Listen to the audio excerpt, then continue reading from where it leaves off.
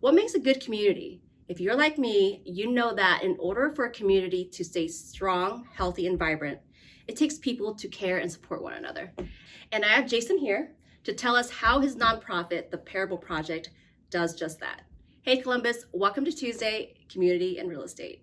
So Jason, thank you so much for being here. Can you tell us a little bit about yourself? Absolutely. Well, thanks for having me here first. This is awesome. I'm a longtime resident of Columbus, Ohio, graduated from Dublin Kaufman back in the day and was a graduate of the Ohio State University. Have my degree in teaching and learning from Ohio State and specifically working with middle school students. And so, I live here now still with a wife and 2 kids. And we've got our hands full and obviously running the Parable Project and doing community work is that's near and dear to our heart. That's great. So a little backstory between, just letting you know, Jason and I, we've known each other for about 10 years. He and I used to work together at a small coffee shop in Canal Winchester. Yep. And I just happened to run into him recently at another coffee shop in Columbus, and we just connected.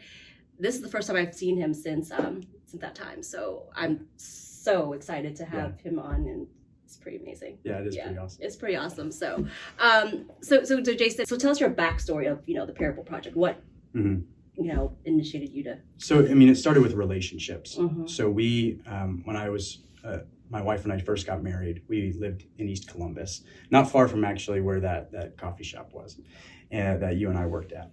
And so when we were living in that community, we built some relationships with people in the neighborhood, and there was a narrative, if you will, or a recurring story of parents making the most of life, trying to do the best they could. A lot of them, it could be single parents, it could be multifamily homes, it could be just your normal nuclear family, but people just trying to make ends meet, trying to make it happen. But they were living in a community that didn't have a whole lot of opportunities for their kids, specifically their teenagers. And, elementary students, they're still little kids, very dependent on their parents. High school students are less dependent on their parents and can often go find their own things to do. But we found that actually middle school aged children were very difficult phases for families. And so there was actually one family in particular that we got to know. And one day she just invited us in for dinner. We were walking down her street and she invited us in for dinner completely unannounced. And was just saying, Jason, Martha, we love what you guys are doing, but I need more for my boys. I want them to go experience awesome things. But she's like, I'm working crazy hours. We're barely making it by. But we love what you're doing. Is there any way to formalize this, turn it into a program? When my wife and I moved to the Linden area, we found that same story to be true. And so we wanted to come up with a program that directly served middle school students, but indirectly helped families who are trying to do their best. So that's the story of the Parable Project. And we want to help families and kids rewrite the story. Instead of saying, man, life is hard all the time, we'd love for them to be able to speak to a hope that they're experiencing because they've got people around them, they've got something that's serving them and helping them, and hopefully empowering them to take off. So that's kind of the backstory. Good. So, you guys, you kind of talked about what the project, the Parable Project is about. But can you kind of elaborate more on that? Sure. In terms of, like what we actually do. So programming right now looks like for a registered student in our program. So we've connected with schools. The schools connect us with families, and then families register their kids. So these kids are not in our program and no one knows about it. Like they have a whole community that knows that they're a part of the program, which actually makes it very strong, makes attendance very strong. But what we do is we pick up students once a week from their school, directly from school at 2:30. And we've got usually a group of them we're picking up that we've worked with the school and the parents to get that little cohort together.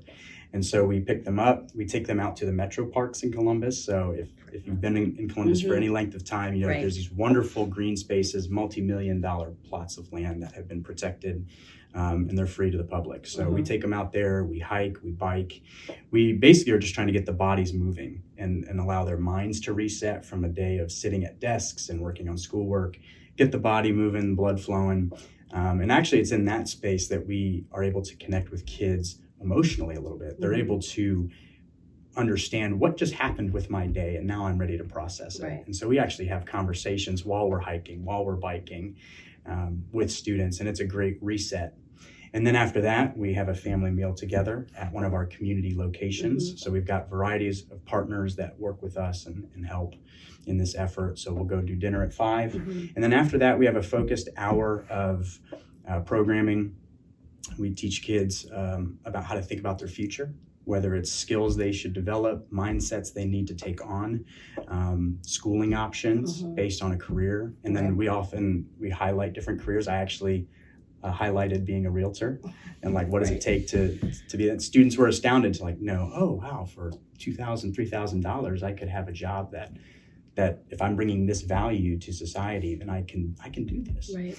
And so giving kids options is something that's really important to us. And then we also recently started a program called Emotional Awareness Education. So we're actually teaching kids new vocabulary to learn how to articulate what's going on inside. That's amazing. So that it doesn't come out in unproductive or unhealthy or potentially dangerous forms, right? So we found that to be a huge thing as well. So, you mentioned, Jason, you said something about, the children as well as the parents and the school.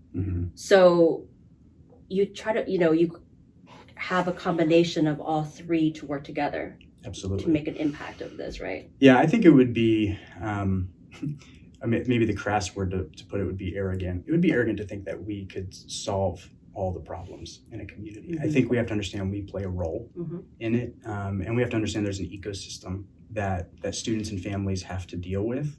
And so our thought is, okay, how can we come in and help the whole ecosystem rather than try to dominate it? And so for us, we've contacted principals and administrators and teachers, and we've got connections that way. And we say, what are you seeing in the classroom? We know that you can't do much outside the classroom, but what are you seeing in the classroom? Okay, great. Okay, these parents, they need help? Great. We get in touch with the parents. We're sitting in living rooms. We're talking to them. What are your aspirations and your goals and your dreams for your family? Right. Okay, and how is that student operating in that? And what do they need? Okay, great. This is what we can offer. And then we just ultimately give the entire table a choice. Do you want us to be a part of that? We believe that there's preparation going on all around. And it's like when it all falls in line, you find a student that has maybe a ton of potential, but just there's something missing, and maybe we can provide the glue that brings the whole picture together and a little extra. What that saying is, like, it takes a village, right? 100%. Absolutely. That is exactly what you're saying. What does this mean for people that you have helped in the past? Yeah, I mean, it's hope, right? I think that community, friendships, connection, being seen, being understood is huge. And what's been really neat to see is that when you have a group of students, a cohort from one school for 2 straight years, you work through a lot of life together. And when I get a group of students, it's very common for them to bicker and fight like kids do. But maybe what started as, hey, we're going to settle this over fist fighting, comes to conversations, comes to forgiveness, comes to 2 years of history of learning how to show grace, how to be merciful, how to be understanding, how to look for insight. And what you end up with, I mean, we had our first graduating class this past summer. It's 10 students, and I'll never forget that class of kids, right? They're incredible people. And when we had our graduation and celebration, it was moms and grandmas and brothers and sisters, little siblings, older siblings coming in, and they knew the stories. And so, because the middle school kids take that home. And then with parents too, them being able to communicate to me, man, I was so glad to know that my kid was safe and doing something productive after school while I was working, while I was working through this challenge in my life. That's huge. Our hope is that we wouldn't be the center of that picture, but that they realize that, community, connection, all of that's possible. And we can be that. Something that's unfortunate is that in the difficult spaces of any city, there are aggressive negative influences. That's just the truth.